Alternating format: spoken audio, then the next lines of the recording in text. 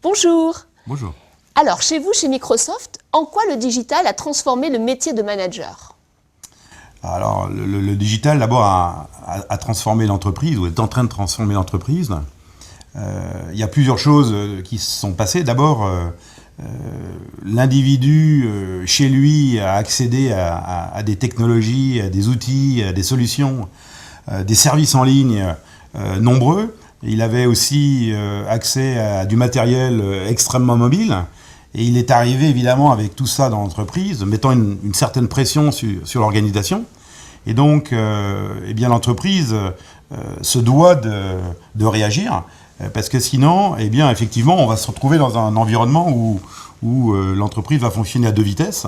Et donc, une entreprise digne de ce nom eh bien, doit faire en sorte que ces technologies eh bien, arrivent dans l'entreprise et soient aussi distribuées dans l'entreprise. D'un point de vue managérial pur, on s'aperçoit aussi qu'aujourd'hui, on ne travaille plus comme avant. On partage beaucoup plus, on communique beaucoup plus, on collabore, on co-crée, et ça en utilisant des plateformes technologiques différentes. On est peut-être un peu moins proche des équipes. Par contre, on veut être quand même proche grâce à cette technologie. Et donc ça fait évoluer les compétences, ça oblige les managers à changer aussi leur manière d'être, puisqu'on est beaucoup moins dans un environnement où on contrôle son organisation, et on doit être efficace tout en n'étant pas exactement au plus près des équipes. Et ça a changé fondamentalement le mode de fonctionnement des organisations.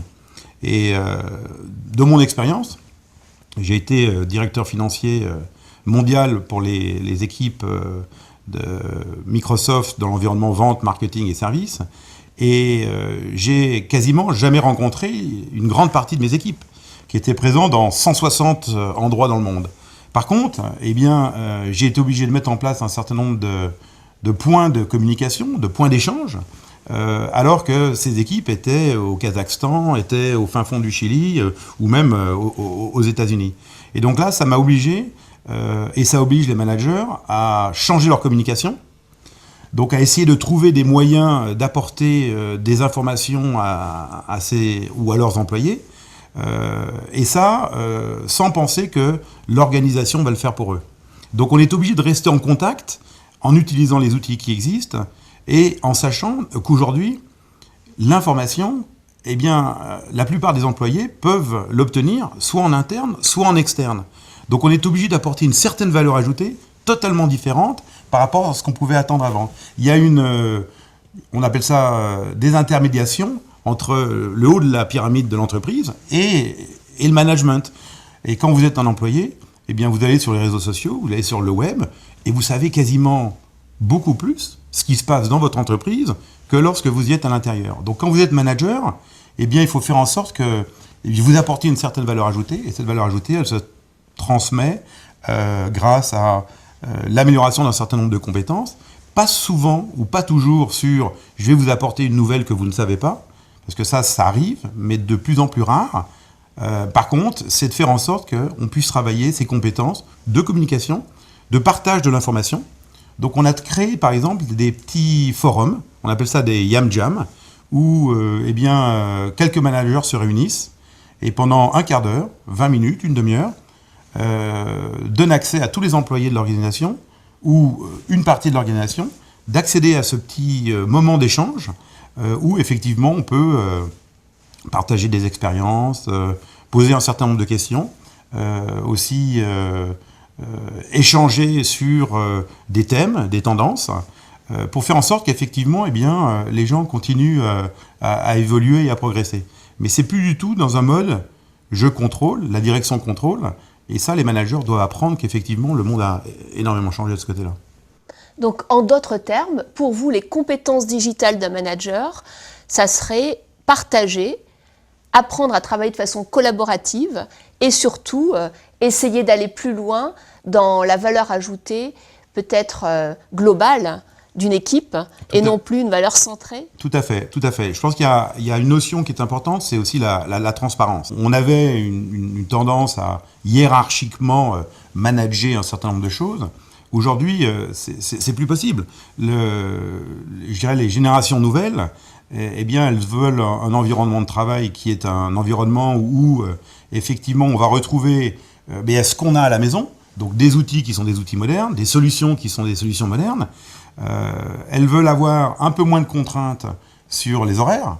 Donc il faut aussi que le manager évolue dans le sens où on a effectivement peut-être des meetings, mais ces meetings, généralement, on va vouloir les faire un tout petit peu moins longs. On va vouloir faire en sorte que, même si on essaie de se dire je veux essayer de manager ce qu'on appelle la vie professionnelle et la vie personnelle, avec les nouvelles générations qui ont tendance à travailler peut-être ou à démarrer un peu plus tard dans la journée, mais aussi de travailler beaucoup plus tard, je dirais, en fin de journée, de pouvoir avoir un espèce de système qui s'adapte. On s'aperçoit aujourd'hui que si on ne s'adapte pas, si le management ne s'adapte pas, si les managers ne prennent pas conscience, ça sera plus difficile de recruter ces nouvelles générations. Donc d'un côté, l'organisation doit s'adapter, les managers doivent s'adapter, encore une fois, à avoir des cadres qui sont un peu moins stricts, un peu moins rigoureux peut-être, que l'on a pu voir ou vivre dans les années passées. Et ça, ces générations qu'on appelait Y, qu'on appelle Z maintenant, et puis qu'on va appeler quelque chose d'autre demain, elles mettent une pression extrêmement forte et obligent l'organisation aussi à changer et à évoluer, et donc au manager à évoluer. Il faut être un peu plus souple, un peu plus flexible, un peu plus agile, pouvoir répondre plus rapidement, alors qu'avant on avait des cadres, on avait un rythme, on avait un calendrier. Alors c'est toujours vrai, mais il faut le rendre beaucoup plus dynamique, et ça, la technologie et les nouvelles générations poussent les organisations à être plus dynamiques et plus agiles.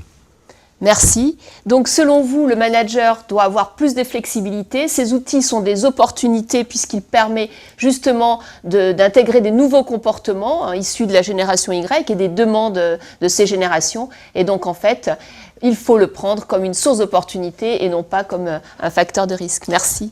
Merci.